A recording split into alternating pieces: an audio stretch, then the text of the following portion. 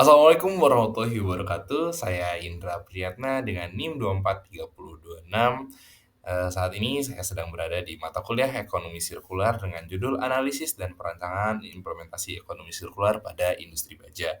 Langsung saja saya akan menjelaskan terkait dengan latar belakang mengapa saya mengambil industri baja. Industri baja merupakan salah satu sektor strategis yang berperan penting dalam pembangunan ekonomi karena baja menjadi bahan dasar bagi berbagai industri hilir seperti konstruksi, otomotif, perkapalan, energi, dan juga manufaktur alat berat. Jenis produk yang dihasilkan oleh industri baja ini adalah slab, plate, hot roll coil, pig iron, and cast iron. Sistem produksi yang digunakan yaitu adalah continuous process. Artinya, industri baja ini bekerja atau berjalan selama 24/7 karena prosesnya berjalan secara terus-menerus dari proses iron making hingga ke proses rolling. Struktur rantai nilai, untuk upstream, hulu, bahan baku, pengambilan bahan baku, terus juga kemudian ada midstream atau proses produksi baja, dimulai dari iron making, steel making, hingga continuous casting. Downstream atau hilir itu adalah, pemanfaatan baja ke industri-industri lainnya seperti industri konstruksi, dan industri otomotif.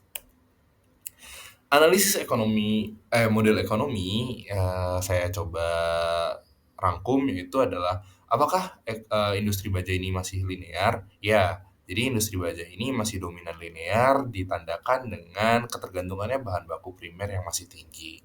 Terus, apakah sudah recycle? Sudah. Melalui penggunaan scrap baja, recovery gas proses sebagai energi, pemanfaatan slag untuk material konstruksi. Dalam industri baja saat ini masih dominan pada tahap linear yang dipadukan dengan aktivitas recycle. Hal ini dapat dilihat dari pemanfaatan scrap baja dalam proses peleburan serta penggunaan kembali gas proses sebagai sumber energi internal. Daur ulang scrap baja dalam proses peleburan serta dapat diproses berulang kali menjadi strategi yang utama untuk sistem recycle di industri baja. Apakah industri baja sudah menuju sirkular? Saat ini industri baja sudah mulai menuju ke ekonomi sirkular, namun masih pada tahap efisiensi biaya dan belum sepenuhnya bisa berbasis closed loop material. Analisis model ekonomi take, make, use, dispose. Take atau pengambilan biji besi dan batu bara atau raw material. Jadi tahap take ini adalah tahap ekstraksi bahan baku dari alam. Yang perlu teman-teman ketahui adalah bahan baku dalam pembuatan baja yaitu ada biji besi, terus juga batu bara, dan juga batu kapur. Lanjut dengan make atau proses produksi baja, alur utamanya pada proses produksi baja ini ada iron making, terus juga kemudian ada steel making, dan juga ada continuous casting. Iron making ini adalah proses biji besi direduksi di blast furnace menjadi pig iron atau besi cair. Kemudian lanjut dengan steel making, pig iron diolah menjadi baja cair. Di sini digunakan proses yaitu basic oxygen furnace untuk perubahan dari besi cair menuju ke baja cair. Selanjutnya adalah continuous casting, yaitu ketika proses baja cair dicetak menjadi slab ataupun billet. Dan dilanjut dengan tahapan rolling, yaitu pembentukan slab atau billet menjadi produk baja seperti hot roll coil. Kemudian ada di tahap use atau penggunaan produk baja. Tahap use ini terjadi ketika baja digunakan oleh industri lain. Seperti yang tadi saya bilang, baja merupakan bahan baku utama untuk produk-produk di industri yang lain seperti industri otomotif, terus juga infrastruktur, dan juga industri konstruksi. Kemudian ada dispose atau limbah dan emisi. Tahap dispose ini adalah tahap keluarnya material dari sistem produksi atau penggunaan. Jenis limbah di industri baja umumnya ada stroke atau terak, debu furnace, emisi CO2, dan scrap pada proses. Dilanjut dengan analisis flow industri baja, dimulai dari input utama yang seperti tadi saya bilang, bahan baku baja itu ada biji besi atau iron ore sebagai bahan baku utama pembentuk baja, kemudian ada batu bara atau kokas sebagai reduktor pada proses blast furnace, dan juga ada batu kapur atau limestone sebagai flux untuk mengikat imprusitas. Jadi batu kapur ini berfungsi juga sebagai pengikat pengotor-pengotor yang ada di dalam proses iron making atau blast furnace. Batu bara ini, perlu dicatat ya teman-teman, untuk kokas ini adalah proses penggumpalan batu bara di coke oven plant, untuk bisa masuk ke dalam blast furnace. Jadi, batu bara pasir itu nggak bisa masuk, jadi harus diproses menjadi kokas terlebih dahulu agar bisa masuk ke dalam proses blast furnace. Nah, untuk energinya yang digunakan adalah batu bara. Batu bara kokas itu sebagai energi utama pada proses reduksi. Kemudian ada gas proses, blast furnace gas, coke oven gas. Kemudian ada listrik untuk pengoperasian mesin dan rolling. Kemudian ada bahan bakar tambahan untuk pemanasan furnace. Pernyataan utamanya yang perlu teman-teman ketahui adalah industri baja termasuk dalam padat energi, sehingga konsumsi energi di sini menjadi komponen yang menjadi komponen biaya terbesar. Kemudian ada output produk yang dihasilkan, yang seperti tadi saya bilang, output produk yang dihasilkan pada industri baja ini adalah ada slab baja, terus juga ada plate, hot roll coil, cast iron, and pig iron. Limbah yang umumnya terkeluar dari industri baja ini adalah slag, truk baja, scrap, proses rolling, dan juga ada tungku debu atau pengumpul debu. Emisi yang dikeluarkan yaitu ada CO2 dari proses reduksi blast furnace, partikulat dari proses pembakaran, dan gas sisa pada proses produksi. Dapat teman-teman lihat di sini terdapat alur diagram material dari industri baja, dimulai dari input, proses, output utama, hingga output samping. Nah, di industri baja ini terdapat strategi R yang digunakan. Yang digunakan yaitu ada 3 R, yaitu ada reduce, recycle, dan recover. Reduce ini artinya apa? Reduce ini adalah mengurangi penggunaan sumber daya, optimalisasi konsumsi energi pada blast furnace, kemudian ada efisiensi penggunaan bahan baku melalui kontrol proses, dan juga pengurangan scrap internal melalui peningkatan kualitas proses rolling. Kemudian ada recycle atau mendaur ulang, scrap baja dilebur kembali dalam proses steel making, pemanfaatan kembali material sisa produksi sebagai bahan baku sekunder. Recover atau pemanfaatan energi dan hasil samping. Gas proses dari blast furnace gas dan juga coke oven gas dimanfaatkan sebagai bahan baku internal. Slag dimanfaatkan sebagai bahan tambahan untuk industri semen. Analisis strategis dalam penerapan strategi R. Mana sih yang paling strategis? Strategi recycle dan recover paling realistis karena sudah terintegrasi langsung dalam sistem produksi baja dan tidak memerlukan perubahan teknologi yang besar. Sedangkan yang strategi R yang memiliki nilai ekonomi yang paling tinggi yaitu adalah strategi recover energi. Memiliki nilai ekonomi tertinggi karena energi merupakan komponen biaya terbesar dalam industri baja. Kenapa recycle lebih dominan? Karena scrap baja mudah dilebur kembali, teknologi yang sudah ada itu sudah matang dan baik.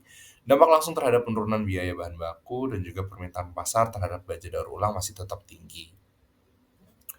Lanjut dengan desain closed loop sistem industri baja. Apakah industri baja itu bisa closed loop? Bisa. Industri baja itu relatif untuk memungkinkan sistem closed loop karena baja dapat didaur ulang berulang kali tanpa kehilangan sifat mekaniknya secara signifikan. Bagian mana sih yang harus diubah terlebih dahulu? Bagian rantai nilai yang harus diubah adalah sistem pengumpulan scrap baja serta mekanisme tracking material tanpa adanya sistem pengendalian scrap yang konsisten, proses daur ulang beresiko menurunkan kualitas produk baja. Konsep alur closed loop secara sederhana saya simpulkan yaitu adalah scrap internal, kemudian dileburkan ulang, kemudian menjadi produk baja, kembali menghasilkan scrap kembali dan diproduksi ulang kembali. Jadi dia pada saat proses peleburan itu menghasilkan scrap dan scrap itu digunakan kembali untuk menjadi tambahan bahan baku untuk produk baja. Reverse supply chain dan chemical recycling. Apakah perlu reserve supply chain? Perlu, karena sebagian besar scrap berasal dari sektor hilir, yaitu konstruksi, otomotif, dan manufaktur.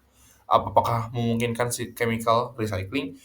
Chemical recycling itu identik dengan plastik, teman-teman. Jadi, pada baja itu konsepnya berbeda karena baja adalah material logam bukan polimer. Jadi, yang memungkinkan recycling adalah kita menggunakan mechanical recycling.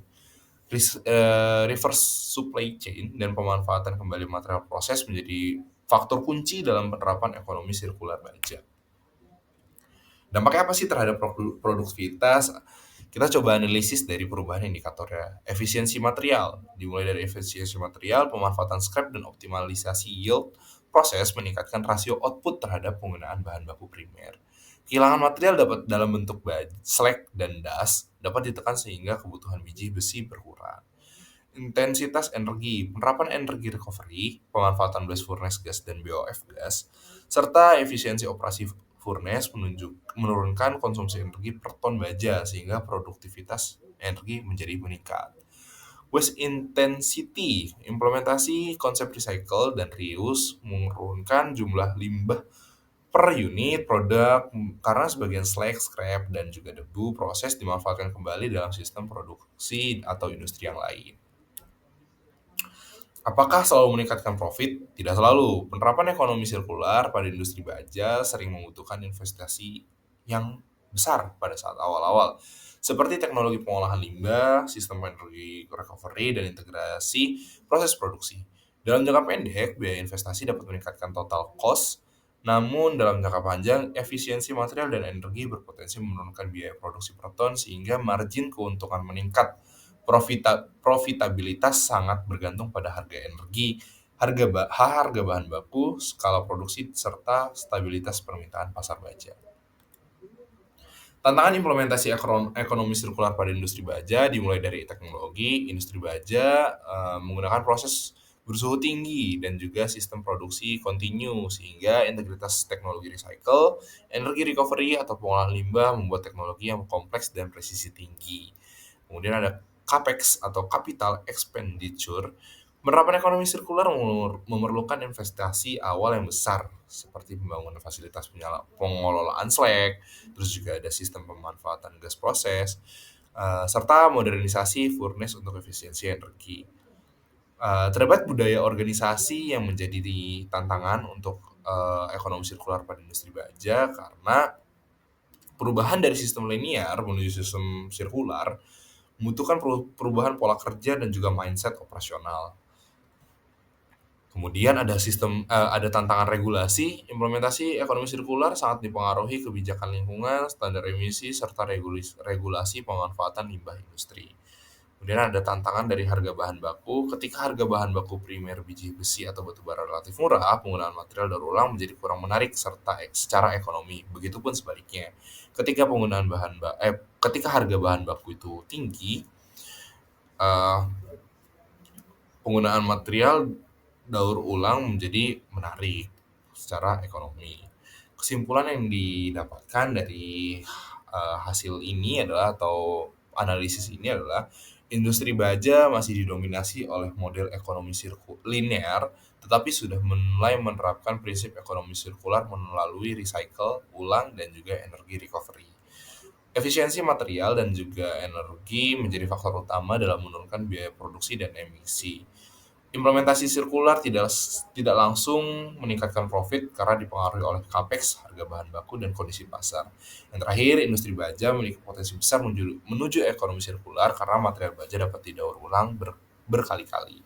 Jadi, eh, kesimpulannya untuk tugas kali ini seperti itu dan juga terima kasih atas perhatiannya. Kurang lebih mohon maaf. Assalamualaikum warahmatullahi wabarakatuh.